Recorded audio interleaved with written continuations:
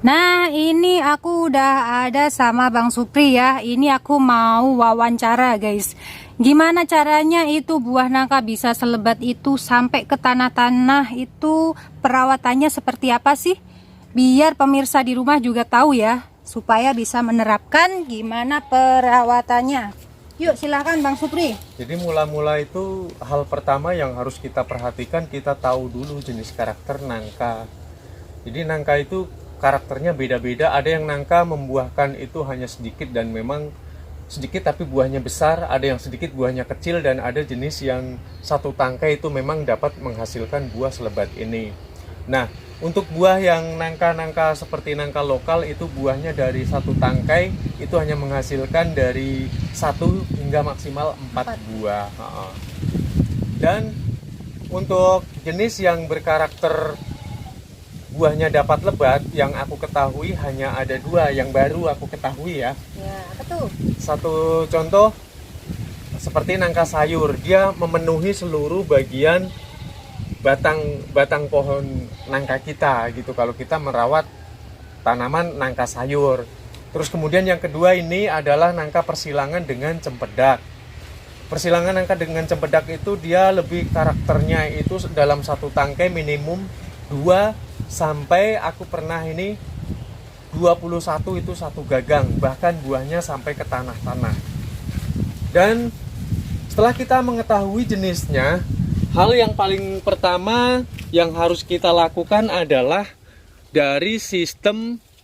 Setelah kita mengetahui jenis nangka yang akan kita rawat, hal pondasi utama yang harus kita perhatikan adalah media tanam, di mana kita menyiapkan tanah segembur mungkin agar dengan tujuan ketika kita menanam untuk yang pertama kalinya itu agar akar mudah untuk berkembang. Itu catatan yang paling sangat-sangat penting di dalam tingkat kesuksesan ya. Hal berikutnya yang harus kita perhatikan adalah proses penyiraman. Dengan kelembapan yang cukup, dia kelembapan pokoknya yang penting tanahnya lembab. Kalau nangka itu mau tetap selalu berbuah dan hasilnya besar, itu tanahnya harus lembab dalam setiap hari. Nggak boleh kering, nggak boleh cuek, itu untuk berikutnya. Dan tidak kalah penting paparan sinar matahari seperti ini. Kemudian paparan sinar matahari itu merupakan satu peranan yang penting di mana agar pohon dapat mereproduksi makanannya, tidak ada masalah di dalam berfotosintesis. Kayaknya hal sepele tapi ini banyak sekali juga yang meremehkan, tapi sebetulnya ini adalah pondasi keberhasilan juga. Karena kalau dia proses memasaknya dia terhambat, lah bagaimana dia akan berkembang. Hal berikut yang harus diperhatikan juga, ini jarak antara pohon yang satu dengan pohon yang lain. Jadi lagi-lagi ke masalah proses makanan untuk pohon itu sendiri. Ini dapat kita lihat di tanaman sekeliling nggak ada kan? Jauh, dia mempunyai jarak yang jauh. Sebab kalau nanti dia berhimpit-himpitan, dia akan berebut makanan sehingga nanti asupan yang akan dikonsumsi dalam setiap hari dia akan kurang nutrisi ya, sehingga nggak mungkin pohon kalau berhimpit-himpitan dia akan dapat berbuah lebat.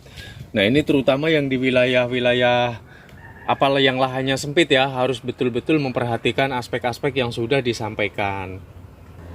Kemudian diadakannya satu pruning itu merupakan sebuah pemicu tingkat keberhasilan juga, sebab dengan adanya pruning tujuannya adalah agar pohon yang kita rawat tidak salah menempatkan hasil makanan ketika dalam berfotosintesis.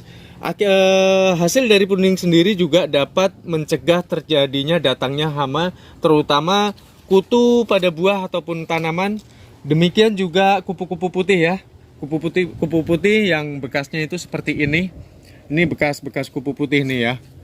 Ini batang-batangnya nih ada putih-putihnya, ini dapat dilihat. Ini kalau dimana kita melihat di situ ada kupu-kupu, segera kita basmi dengan menggunakan air tembakau yang dicampur dengan daun sirsak itu dapat menjadi pestisida nabati ya. Jadi nggak pakai bahan-bahan kimia gitu.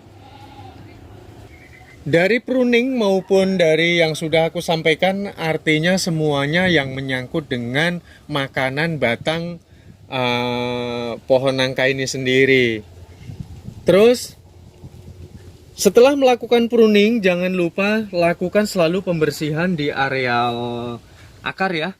Dia tetap usahakan selalu bersih seperti ini dengan tujuan agar meminimalisir dengan datangnya hama seperti semut, kupu putih, kupu yang coklat itu, terus kemudian ada kutu tanaman. Itu sangat rentan banget ya. Sebab nanti kalau ada kupu-kupu itu dapat menjadikan ulat. Nah ini biar simpel aja. Hal berikut nih, untuk memaksa pohon agar lekas berbuah atau jikalau sudah lama tidak berbuah, ini lakukan sebuah penyayatan pada batang. Hal yang sepertinya tidak masuk di akal, tapi inilah proses di dalam aku merawat pohon nangkaku ini sehingga buahnya tidak pernah telat, ini selalu berbuah. Yaitu aku adakan proses pelukaan seperti ini dengan tujuan adalah menghambat dengan adanya turunnya nutrisi yang sudah dihasilkan pemasakan klorofil daun ya di dalam berfotosintesis. Jadi makanan tanaman kita ini adalah dua. Yang pertama adalah air yang diserap ketika berfotosintesis, yang larut dia dapat melarutkan karbon dioksida. Itu artinya yang terakhir adalah pupuk, itu sangat penting. Dengan adanya pupuk itu dapat menciptakan humus ataupun nutrisi seperti yang dibutuhkan oleh tanaman-tanaman ya.